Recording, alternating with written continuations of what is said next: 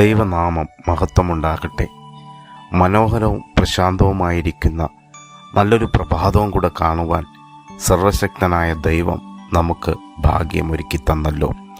ഈ പ്രഭാതത്തിലും നന്ദിയുള്ള ഹൃദയത്തോടെ ദൈവത്തെ സ്തുതിക്കാം. ഒരു അഭയസ്ഥാനമായി നമ്മോട് കൂടെ ഇരിക്കുന്ന നല്ല ദൈവം. സങ്കീർത്തനം 9:9 എങ്ങനെ നമുക്ക് കാണുവാൻ കഴിയുന്നു?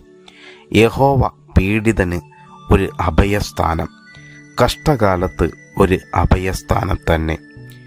പഴയ കാലത്ത് യുദ്ധസമയത്തോ ശത്രുക്കൾ ആക്രമിക്കുമ്പോഴോ ആളുകൾ ഓടി ഒളിച്ചിരുന്ന ഉയർന്ന ഭിത്തികളുള്ള കോട്ടകളെയാണ് അഭയസ്ഥാനം എന്ന് വിളിച്ചിരുന്നത്. നാം ആരാധിക്കുന്ന ദൈവം അത്തരമൊരു സുരക്ഷിത സ്ഥാനമാണെന്ന് ഈ പ്രഭാതത്തിലും സങ്കീർത്തനക്കാരൻ നമ്മെ ഓർമ്മിപ്പിക്കുന്നു.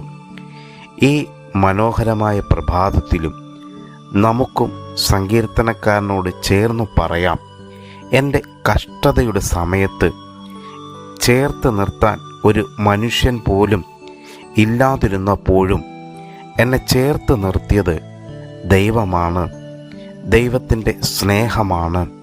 അതേ പ്രിയമുള്ളവരെ, ദൈവത്തിൻ്റെ മാറ്റമില്ലാത്ത വചനമാണ്. ഈ പ്രഭാതത്തിലും നമുക്ക് പറയാം, നമ്മുടെ നല്ല അഭയസ്ഥാനമായിരിക്കുന്ന കർത്താവായ യേശു ക്രിസ്തുവിൽ നമുക്ക് നമ്മുടെ കണ്ണുകളെ ഉയർത്താം. God bless you all. Amen.